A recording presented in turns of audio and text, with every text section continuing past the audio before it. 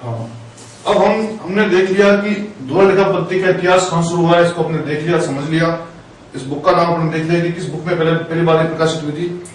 अब हम आगे चलते हैं कि लेखांकन के कार्य क्या है, लेखांकन क्या काम करता है, लेखांकन में हम क्या काम करते हैं, उन कार्यों के बारे में देखते हैं। लेखांकन के कार्य,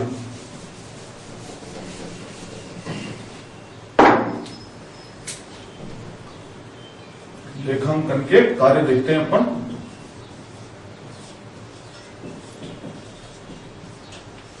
हमने देखा पहले लेखांकन एक प्रक्रिया है, तो जो कार्य होते हैं लेखांकन में वो प्रक्रिया के हिसाब से होते हैं, स्टेप बाय स्टेप होते हैं। सबसे पहला जो कार्य होता है वो होता है अभिलेखन कार्य। अभिलेखन कार्य,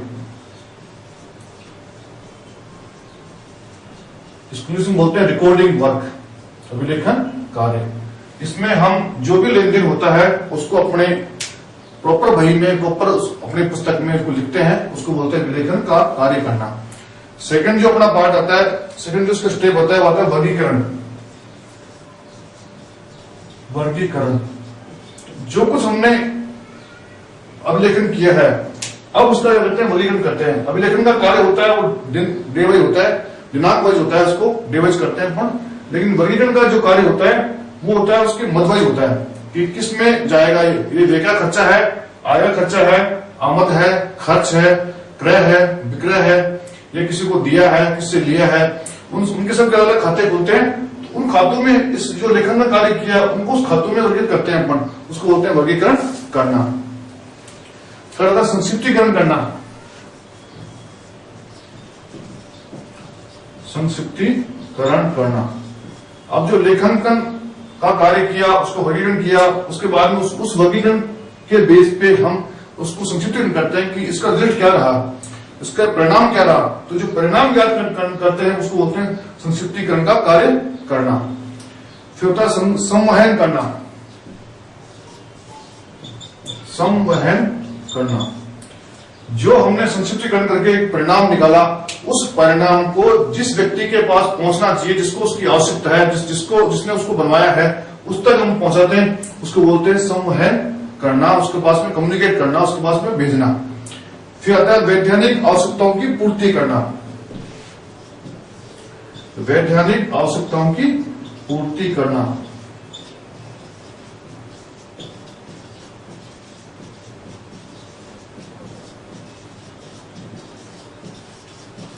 हमारे देश में कई कानून बने हुए हैं और कई कानूनों में कई तरह की बातें बताई गई, कई तरह की बातें बनाई गई हैं। तो उन कानूनी बाध्यताओं के हिसाब से एक व्यापार को कौन कौन सूचनाएं भेजनी पड़ती है, उन सूचनाओं को हम बना करके भेजते हैं, उसको बोलते हैं वैधानिक आवश्यकताओं की पूर्ति करना। उन कानूनों के जो रिक्वायरमेंट है, कानून में जो मांग की गई है, उन मांगी सूचनाओं को हम व्यापार के अकाउंट्स के हिसाब से बना करके भेजते हैं, लेखांकन के हिसाब से बना के भेजते हैं, उसको बोलते हैं वैधानिक आवश्यकताओं की पूर्ति करना। फिर आता है प्रबंध में सहायता करना। प्रबंध में सहायता करना, इसका लास्ट जो काम है वो है प्रबंध में सहायता करना।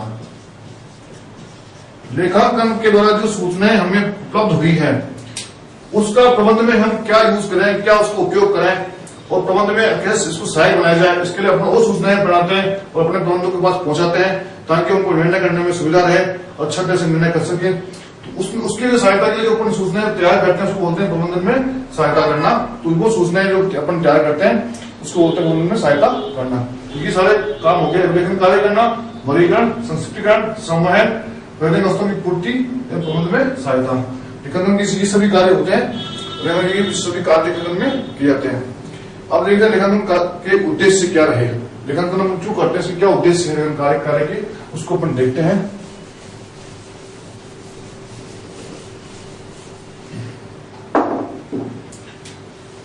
लेखांकन के उद्देश्य, ऑब्जेक्ट ऑफ अकाउंटिंग, इसको बोलते हैं ऑब्जेक्ट ऑफ अकाउंटिंग। सबसे पहला उद्देश्य हमारा होता है लाभ हानि ज्ञात करना। लाभ हानि ज्ञात करना,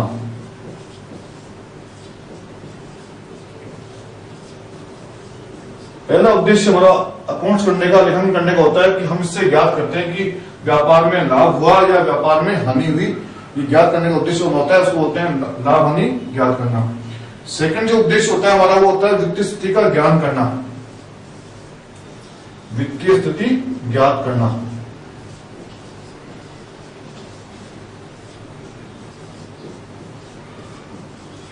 वित्तीय स्थिति में हम कई चीजों को देखते हैं कि हमारे पास में कितना ब्रोकर शेष है, कितना हमारे पास बैंक में बैलेंस है, कितना हमारे पास में संपत्तियां हैं, कितने हमारे पास में माल है, कितना हमारी देयताएं हैं, कितना हमसे पैसा लेना है लोगों से। इन सब चीजों का जो ज्ञान हमको होता है वो वित्तीय स्थिति का ज्ञान भी इस लेखन के माध्यम से हम लोग करते हैं।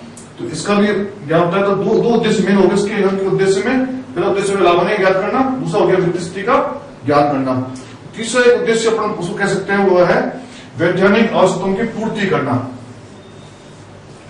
वैधानिक आवश्यकताओं की पूर्ति करना।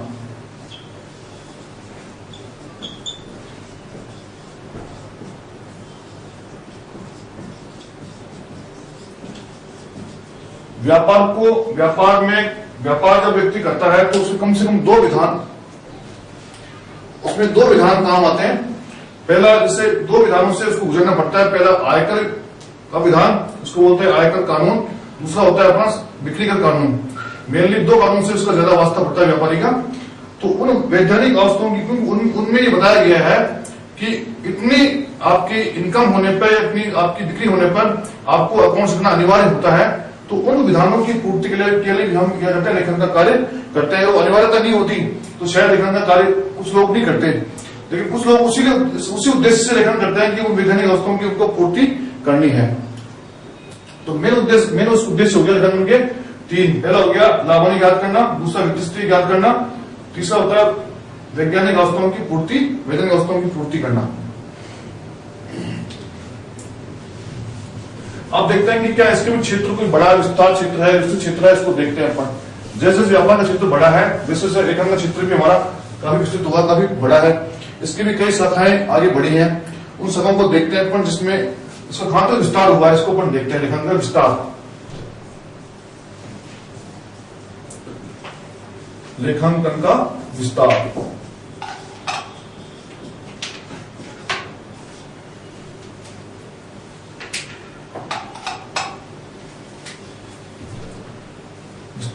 इसमें पहला अपन देखते हैं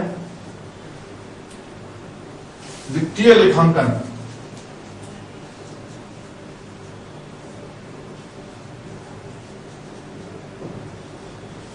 इस विस्तार को हम कह सकते हैं कि शाखाएं भी कह सकते हैं इसको अपन, लेखांकन की शाखाएं कह सकते हैं, इसका उपक्षेत्र कह सकते हैं इसको अपन, उपक्षेत्र कह सकते हैं इसको अपन। तो विस्तार में शाखाएं हो सकती है, उपक्षेत्र हो सकता है, विस्तार हो सकता है, तीनों एक ही चीज है। इसमें पहला अपन देखते हैं वित्तीय लेखांकन, दूसरा अपन देखते हैं लागत लेखांकन,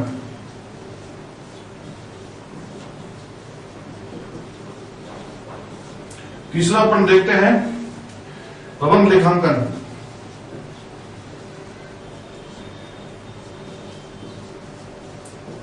नंबर 4 अपन देखते हैं कर लेखांकन,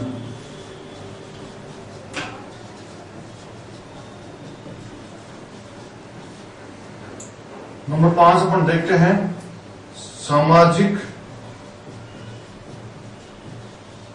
दायित्व लेखांकन,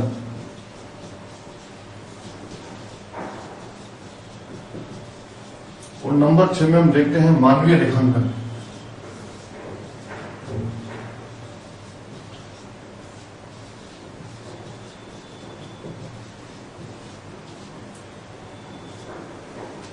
सबसे पहले देखते हैं वित्तीय लेखांकन को बोलते हैं फाइनेंशियल अकाउंटिंग। सेकंड जो आता है वो आता है लघु लेखांकन, को बोलते हैं अपन पोस्ट अकाउंटिंग।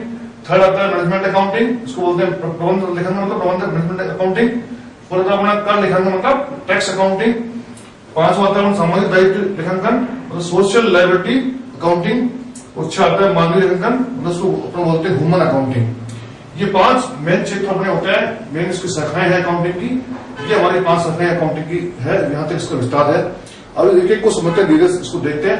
पहला है वित्तीय लेखांकन। ये हमारी वास्तविक लेखांकन है, इसको बोलते हैं रियल अकाउंटिंग, बोलते हैं इसको अपन वास्तविक लेखांकन। ये वास्तविक वाउचरों के आधार पर लेखांकन कार्य करते हैं। जो हम लोग लेखांकन काम करते हैं या करेंगे, जो कर रहे हैं, वो है वास्तविक लेखांकन। इसमें हम जो सौदे के जो प्रमाण हैं उसके आधार पर हम वित्तीय लेनदेनों का लेखांकन करते हैं उसको बोलते हैं वित्तीय लेखांकन। सेकंड लेखन आता है लागत लेखांकन, इसको बोलते हैं अनुमानित लेखांकन, इसको बोलते हैं अपन अनुमानित लेखांकन। ये वास्तविक लेखांकन नहीं है, इसमें हम कुछ अनुमान लगाते हैं और अनुमानों के आधार पर लेखांकन करते हैं। ये इसलिए करते हैं कि हमारे प्रबंधक को कुछ निर्णय करने पड़ते हैं, भविष्य के कुछ निर्णय करने पड़ते हैं, उन भविष्य के लिए हम अनुमान लगाते हैं, अनुमान लगा लेखांकन कार्य करते हैं और एक परिणाम को देते हैं, साहब इसका परिणाम ये रहेगा, ताकि उसके बाद में अपना प्रबंध वर्ग है वो उस लेखांकन के आधार पर कुछ निर्णय करता है, उस आगे की कंपनी की प्लानिंग करता है और उसको निर्णय करने में सुविधा होती है, उसको प्लानिंग करने में सुविधा होती है। थर्ड होता है प्रबंध लेखांकन, ये भी हमारी वास्तविक लेखांकन में बोल के एक सूचनाएं बनती है, इसमें लेखांकन के आधार पर कुछ सूचनाएं बनती हैं जो प्रबंधक के कार्य में सहायता करती है, उसको बोलते हैं अपन प्रबंध लेखांकन। प्रबंध लेखांकन फिर होता है कर लेखांकन, क्योंकि सरकार के आय का साधन कर है। हमारे देश में 3 तरह की सरकारें काम करती हैं, एक होती है केंद्र सरकार, एक होती है राज्य सरकार, एक होती है स्थानीय सरकार। तीनों सरकारें अपने अपने आय के स्रोत के रूप में कर लेती हैं। जो कर लेती हैं वो व्यापारी वर्ग से भी कर लेती हैं, जिसमें जैसे आय कर है, बिक्री कर है, सर्विस टैक्स इसको बोलते हैं अपना सर्विस टैक्स है। तो ये सभी कर जो व्यापारी वर्ग से लेती है, तो उन करों का सही लेखांकन हो और सही से उनको अपन भुगतान करें, क्योंकि अगर कर का सही समय व्यापारी भुगतान नहीं कर पाएगा तो उस पर कुछ पेनल्टी लग सकती है, उस पर कुछ कानून उल्लंघन करने का अपराध बन सकता है। तो उन अपराधों से बचने के लिए, उन पेनल्टी से बचने के लिए हम सही करों का उपयोग करें, करों का लेखांकन करें और उसके माध्यम से हम क्या करते हैं, कर लेखांकन कार्य करते हैं। तो ये एक अलग अकाउंटिंग का एक क्षेत्र बना है जिसमें हम सही करों का लेखांकन करते हैं, सरकार में जमा कराते हैं। अगला होता है सामाजिक दायित्व का लेखांकन, क्योंकि व्यापारी भी एक समाज का अंग है, उसका भी समाज के प्रति कुछ दायित्व है। उन दायित्वों को निर्वहन करने के लिए वो क्या कर रहा है, उस बात का अपन लेखांकन जो करते हैं वो होता है सामाजिक दायित्वों का लेखांकन। इसमें मेनली उन चीजों का वर्णन करते हैं कि जिसमें एक व्यापारी है, ये एक बड़ी संस्था है, एक बड़ी फर्म, एक बड़ी कंपनी है, वो समाज के लिए क्या कर रही है, कौन कौन सी यूटिलिटी सेवाएं वो उपलब्ध करवा रही है, समाज सेवा में अपने कर्मचारी वर्ग के लिए, अपने श्रमिक वर्ग के लिए वो क्या कर रही है, उसके बारे में जो क्या उसने खर्चा किया है, क्या उसने काम किया है, उसका लेखांकन करके देखते हैं। वो होता है सामाजिक दायित्व का लेखांकन। एक होता है मानवीय लेखांकन, ये एक नई थीम है, नया एक विषय बना है मानवीय लेखांकन। हर चीज, हर व्यापार में मानव अपने आप में एक महत्वपूर्ण बिंदु होता है। एक व्यक्ति के होने से व्यापार का विकास होता है, एक व्यक्ति होने से व्यापार का विकास में गिरावट आ सकती है।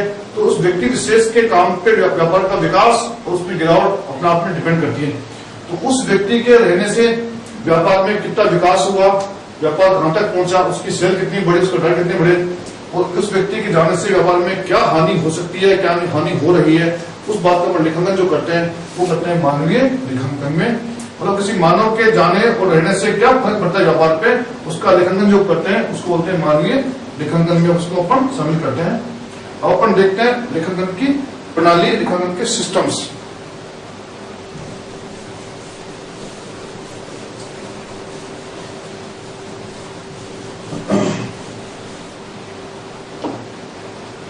लेखांकन प्रणाली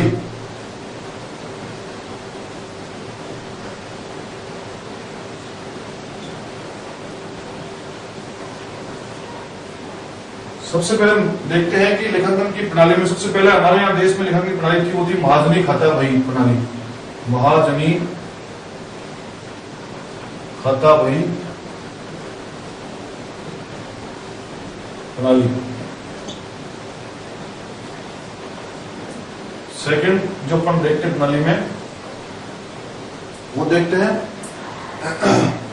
दोहरा लेखा प्रणाली। दोहरा लेखा प्रणाली। तीसरी देखते हैं, वो देखते हैं हम क्या लेखा प्रणाली, गहरा लेखा प्रणाली। और चौथी जो प्रणाली होती है उसको बोलते हैं रोकड़ प्रणाली।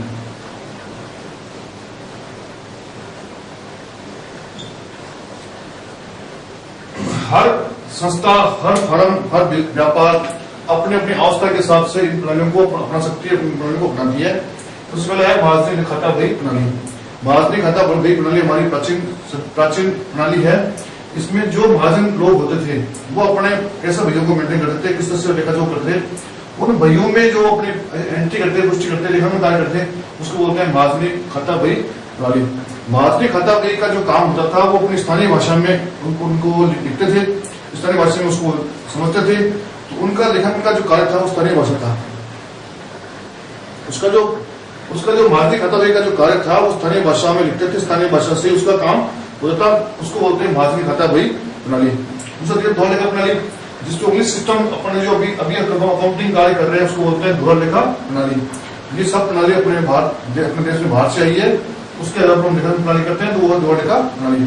लेखा प्रणाली, एक छोटा व्यापारी है, छोटी सी दुकान इसने खोल के अपना व्यापार कर रहा है, उसको खाली याददाश्त रखने के लिए सोचते कि किससे उधार में कुछ माल बेचा, उससे कुछ लेना, तो खाली उधार से किससे कितना क्या लेना, इस बात का लेखन खाली करना है उसको। तो वो जो लेखन कार्य है उसको बोलते हैं लेखा प्रणाली।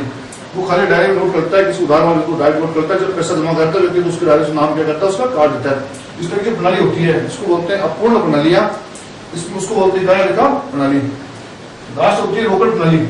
कुछ ऐसी संस्थाएं जो भाई रोकड़ लेन देन का कार्य करती है, जैसे अपना अस्पताल हुआ, कोई क्लब हुआ, स्कूल हुआ, उनके यहाँ कोई व्यापार नहीं होता, वो खाली पैसे उनके पास में आय के सामने होते हैं, आय आती है वो कुछ को खर्चा उसमें से करते हैं। तो वो लोग जो लेखा प्रणाली अपनाते हैं उसको बोलते हैं रोकड़ प्रणाली। उसमें खाली रोकड़ का लेन होता है, रोकड़ आई तो आय और रोकड़ गई तो खर्चा मांग करके वो अपना लेखा कार्य करते हैं, उसको बोलते हैं रोकड़ की प्रणाली। तो चार प्रणाली हमारे यहाँ पे देश में अभी भी काम कर रही है, महाजनी खाता बही पद्धति, दोहरा लेखा पद्धति, लेखा प्रणाली और रोकड़ प्रणाली।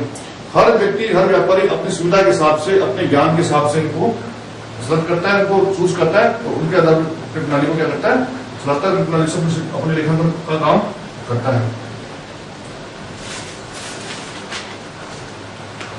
अब देखते हैं कि लेखांकन की सूचनाएं जो बनती है, लेखांकन का जो कार्य होता है, उनको कौन लोग उपयोग करते हैं, इसका यूज क्या होता है, इसका क्या यूज होता है, इसका सूचना का उपयोग कौन करता है, उसको देखते हैं।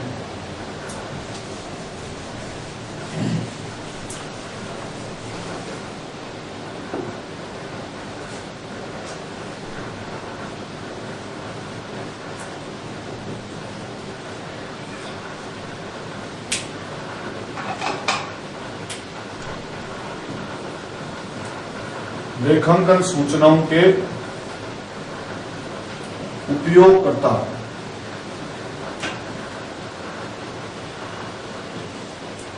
लेखांकन कार्य हमने जो किया, उससे सूचना हमें प्राप्त हुई, उससे एक परिणाम हमें मिला, उस परिणाम का उपयोग कौन लोग करते हैं इस पर अपन देखते हैं। जैसे पहला देखते हैं विनियोजक। विनियोजक इसको बोलते हैं, हम मालिक ही बोल सकते हैं इसको अपन, क्योंकि जो व्यापार में पैसा लगाता है वो उसको होता है विनियोजक, उसमें पैसा विनियोग करता है। जो व्यापार में पैसे का विनियोग करता है उसको बोलते हैं विनियोजक। पहला उसको सूचना का उपयोग करना होता है विनियोजक, क्योंकि जो व्यापार में पैसा लगा के काम करता है, व्यापार शुरू करता है, मेहनत करता है, उसको सबसे पहले उसको सूचना का उपयोग होता है कि वो ये जानना चाहता है कि मेरे व्यापार में क्या लाभ हुआ या क्या हानि हुई, और मेरी आर्थिक स्थिति कितनी अच्छी हुई या कितनी खराब हुई। उससे पहले उसका यूज वो लेता है, उसको बोलते हैं विनियोजक या मालिक। सेकंड होता है कर्मचारीगण। जो कर्मचारी अपने व्यापार में जी जान से काम कर रहे हैं, उनको भी ये इच्छा होती है कि हमारा व्यापार आगे से आगे बढ़े, हमारी वेतन भत्ते भी आगे से आगे बढ़े, हमें सुविधाएं अच्छी मिले। उनका भी एक इंटरेस्ट होता है कि हमारे व्यापार में क्या लाभ हुआ, क्या हानि हुई, हमारे व्यापार किस तरक्की कर रहा है, ताकि उनकी व्यापार की तरक्की होगी, हमारी तरक्की होगी। इस सपना सजे लोग भी अपना इस व्यापार की सूचनाओं को, इस लेखन सूचनाओं का उपयोग करते हैं। उनको भी जानने की उत्सुकता होती है कि हमारे व्यापार में क्या हुआ। तीसरा होता है ऋणदाता। व्यापार में समय समय पर धन की आवश्यकता होती रहती है और उस धन की पूर्ति ऋणदाताओं के माध्यम से होती है, चाहे वो बैंक कर रहा हो और चाहे संस्थाएं कर रही हो, चाहे कोई व्यक्ति विशेष उस धन की पूर्ति करता है। जब जब व्यापार को धन की आवश्यकता होती है तो धन की पूर्ति किसी व्यक्ति द्वारा, किसी बैंक के द्वारा या किसी संस्था द्वारा की जाती है। तो वो संस्था, व्यक्ति और बैंक ये देखना चाहेगा कि मैं जिस व्यापार को पैसा उधार दे रहा हूँ, रकम उधार दे रहा हूँ, वो रकम मेरी आएगी या नहीं आएगी। उस व्यापार की आर्थिक स्थिति कैसी है, तो वो अपने उस रकम को का बारे में आश्वस्त होना चाहता है कि मेरी रकम में इसको दे रहा हूं तो वो वापस मिलेगी या नहीं मिलेगी, उसमें मुझे जो ब्याज के रूप में जो आय मिलने वाली है वो मिलेगी या नहीं मिलेगी। तो वो सूचनाओं को देख करके पढ़ के व्यापार की आर्थिक स्थिति के बारे में पता करके और फिर उस संस्था को उधार देता है, उस व्यापार को उधार देता है पैसा। तो उसका भी एक इच्छा होती है कि मुझे पता लगे कि व्यापार की क्या स्थिति है। अगला अगर आपूर्तिकर्ता, जो व्यापार में सामान उधार में माल देते हैं उसको बोलते हैं आपूर्तिकर्ता। कोई व्यापारी किसी व्यापार में माल उधार में बेचता है तो उसकी ये इच्छा होती है कि मैं जो उधार माल बेच रहा हूं इसका पैसा मुझे मिलेगा या नहीं मिलेगा, इस बात की उसकी इच्छा होती है। तो उसका भी ये यूज होता है कि वो पहले व्यापार का अकाउंट्स, व्यापार का लेखांकन देख लेता है कि उसको व्यापार में क्या, व्यापार का तरह प्रगति पे है या गिरावट पे है। प्रगति होता है तो उधार देने में उसको पता है कि व्यापार प्रगति कर रहा है और व्यापार की आर्थिक स्थिति अच्छी है तो वो आराम से उसको उधार देता है। तो उसकी भी इच्छा होती है कि भाई अपना व्यापार की स्थिति देख करके उधार देने का काम करता है। लास्ट इसका अंतिम जो उपयोगकर्ता होता है वो होता है सरकार।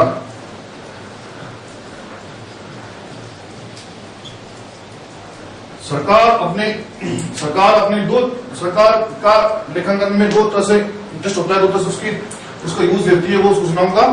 पहला उसका है कि उसको जो कर है व्यापारी वर्ग ने उसके कर समय पे चुकाए हैं या नहीं चुकाए हैं और कितना कर उसका बनता है, क्या उसका चुकाए गए कर सही चुकाए उसने। तो पहली बात तो उसका इस बात में सरकार इस बात में ध्यान रखती है लेखांकन का, उसको करों के बारे में कि कर सही प्रॉपर उससे आए हैं या नहीं आए।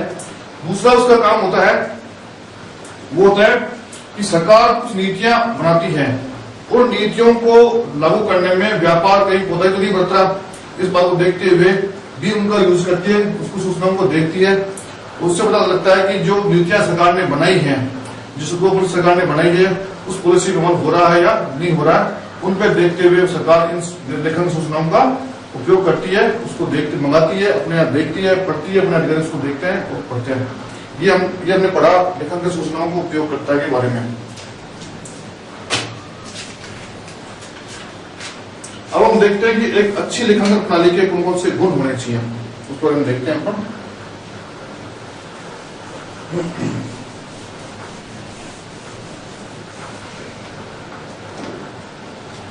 एक अच्छी लेखांकन प्रणाली के गुण।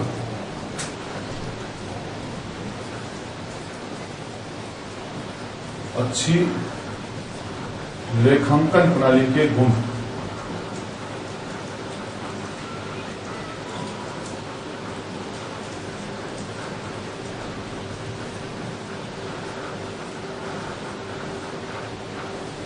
किसे हम अच्छी लेखांकन प्रणाली कहेंगे उसके बारे में हम देखते हैं। पहला इसका जो गुण होता है वो होता है सरलता। लेखांकन की जो प्रणाली हो काफी सरल हो, कोई भी कम प्रणाली का व्यक्ति भी उसको समझ सके, देख सके और उसका कुछ मतलब निकाल सके, ऐसी लेखांकन प्रणाली होनी चाहिए जो सरल हो। सेकंड इसका जो गुण है वो है विश्वसनीयता। विश्वसनीयता हमारे लेखांकन की प्रणाली ऐसी हो जो विश्वसनीय हो, क्योंकि इस लेखांकन के जो परिणाम होते हैं उन परिणामों पे विश्वास करके कई संस्थाएं, कई व्यक्ति व्यापार से जुड़ते हैं और व्यापार के साथ में मिलकर के काम करते हैं, जिसमें आपूर्तिकर्ता हुआ, ऋणदाता हुआ। ये लोग इस सूचनाओं लेखन की सूचनाओं के आधार पर ही व्यापार में, ये लोग सूचनाओं के आधार पर ही व्यापार के साथ जुड़ते हैं और काम करते हैं। तो इनको विश्वसनीयता जरूरी है कि जो अपनी सूचनाएं व्यापार जो दे रहा है, अपने लेखांकन प्रणाली सूचनाएं जो दे रही है विश्वसनीय सूचनाएं देगा ताकि उनको विश्वास हो सके। तो दूसरा गुण आ गया अपना विश्वसनीयता गुण। तीसरा जो गुण अपन देखते हैं वो है समझने योग्य। समझने योग्य लेखांकन प्रणाली ऐसी हो जो गूढ़ भाषा है, उसकी भाषा गूढ़ नहीं हो या उसके जो सिस्टम उसका जो है वो गूढ़ नहीं हो। ऐसा सिस्टम होना चाहिए अकाउंटिंग का जिसको हर व्यक्ति समझ सके, उसका मतलब निकाल सके। अगर अपन लेखांकन प्रणाली ऐसी बना दी जिसका हर व्यक्ति या हर उसको उपयोग करता समझ नहीं पाता उसको, तो उसके लिए बेकार होती है। तो हर उपयोग करता उसका, चाहे वो कर्मचारी वर्ग हो, चाहे वो आपूर्तिकर्ता हो, चाहे वो सरकार हो, और चाहे उसका ऋणदाता हो, तो सभी उसके जो उपयोग करता है लेखांकन प्रणाली के, वो ऐसी प्रणाली होनी चाहिए अपनी जिसमें उनको समझ सके और लेखांकन में क्या लिखा है उसको समझ सके, समझने योग्य भी होनी चाहिए। फिर अगला आता है तुलनात्मक अध्ययन में सहायक हो। तुलनात्मक अध्ययन में सहायक हो।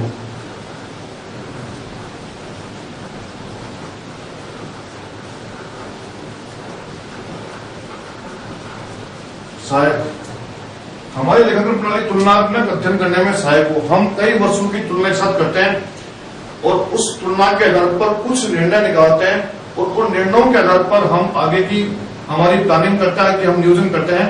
तो प्लानिंग का जो काम होता है वो होता है पिछले अकाउंट्स की तुलना करने के बाद अपन देखते हैं। तो हमारी लेखा प्रणाली ऐसी हो जिसमें हम कई वर्षों की तुलना साथ अपन कर सके, तो हमारी लेखा प्रणाली तुलनात्मक अध्ययन में सहायक हो, ऐसी प्रणाली हमारी होनी चाहिए। अब आता है संबद्धता।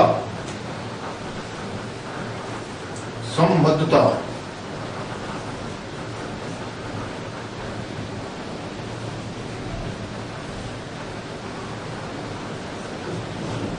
हमारी लेखांकन प्रणाली ऐसी हो जो हमारे व्यापार से उसका संबद्धता हो, उसका रिलेशन होना चाहिए।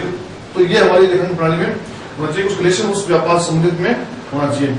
जैसे हमारे एक हॉस्पिटल है का कार्य अपन कर रहे हैं, तो वहां अपन दूसरी प्रणाली रख देंगे तो वो उसकी संबद्धता नहीं रहेगी। वहां हमें रोकड़ प्रणाली रखनी पड़ेगी, क्योंकि हॉस्पिटल में कई रोकड़ का आमद होती है या रोकड़ का खर्च होता है, तो वहां वो प्रणाली काम आ सकती है। तो प्रणाली उस व्यापार की प्रकृति के हिसाब से संबद्धता होनी चाहिए, उसमें संबंध होना चाहिए, उसको बोलते हैं संबद्धता होना। लास्ट उसका जो आता है वो आता है तटस्थता। तटस्थता, व्यापार की लेखांकन प्रणाली ऐसी हो जिसमें लेखांकन करता और लेखांकन का की सूचनाएं तटस्थता लिखे कि कोई पक्षपात की बात नहीं लिखे, उसको बोलते तटस्थता होनी चाहिए।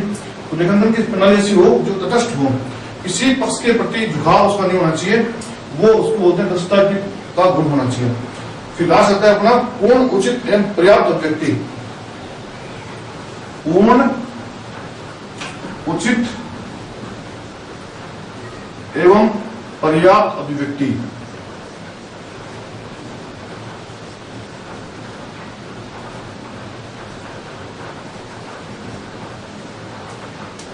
हम जो लेखांकन कार्य कर रहे हैं, लेखांकन में जो रिकॉर्डिंग करें, लेखांकन में जो हम लेखांकन कार्य करते हैं या उसमें अभिलेखन कार्य करते हैं, वो ऐसा हो कि वो पूर्ण हो अपना आप में, कोई बात उस पर छूटे नहीं। दूसरा उचित हो, ऐसा भी नहीं कि अपन पूर्णता के चक्कर में बहुत बड़ा उसको अपन लिख दें, बहुत बड़े अक्षरों में लिख दें, बहुत बड़े पेज लिख दें, उसको बात छोटी हो लेकिन उचित हो, पूर्ण हो और पर्याप्त हो।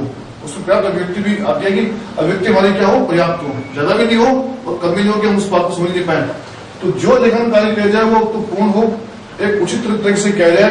और तीसरे बात है उसमें पर्याप्त अभिव्यक्ति की हो, पर्याप्त समझने लायक हो कि उस सौदे को पढ़ करके या उस प्रविष्टि को पढ़ के कोई व्यापारी या कोई लेखांकन कार्य जानने वाला व्यक्ति समझ सके कि ये किस चीज की, किस लेन देन की एंट्री की, किस लेन देन का लेखांकन ये किया गया है। ऐसा हमारे अकाउंटिंग प्रणाली होनी चाहिए। तो ये अच्छी लेखन प्रणाली की गुण हमने पढ़े। पहला पढ़ा सरल हो, दूसरा है विश्वसनीयता हो, तीसरा समझने योग्य हो, चौथा लिखा तुलनात्मक अध्ययन करने में सहायक हो, पांचवा संबद्धता हो, उस व्यापार से उसका रिलेशन हो, संबंध हो, छठा है तटस्थता हो, उसमें किसी पक्ष के प्रति झुकाव नहीं हो, तो सातवां उसमें है कि वो पूर्ण हो, उचित हो और पर्याप्त अभिव्यक्ति उसमें की गई हो, पर्याप्त उसमें जितनी आवश्यकता थी, रिक्वायर्ड थी, उसके अकॉर्डिंग हमने उसमें अभिव्यक्ति दी हो। ये हमारे अच्छी लेखन प्रणाली के गुण को अपन कह सकते हैं। अब हम देखते हैं कि महत्वपूर्ण परिभाषाएं एवं शब्दावली। ये अकाउंट्स लेखांकन में कई नए अपन शब्द देखने को मिलेंगे, कई शब्दों अपन सुनेंगे। जब तक उन शब्दों को अपन नहीं समझ पाएंगे, जब तक हम लेखांकन को समझना हमारे लिए बहुत मुश्किल काम हो जाएगा। किसी भी शास्त्र को, किसी भी बुक के लिए जब तक हम उसकी जो शब्दावली है उसको हम नहीं पढ़ पाएंगे, नहीं देख पाएंगे, सुन पाएंगे, जब तक हम उस विषय के बारे में हमको ज्ञान नहीं हो पाएगा तो उसको समझ नहीं पाएंगे हम। सबसे पहले हम देखते हैं कि कौन कौन से नए शब्द आए हैं जो केवल लेखांकन में काम आए हैं, तो उनको समझें और उनका क्या अर्थ निकलता है, उनका क्या मतलब होता है, उसको अपन समझने की कोशिश करते हैं। सबसे पहले अपन देखते हैं पूंजी।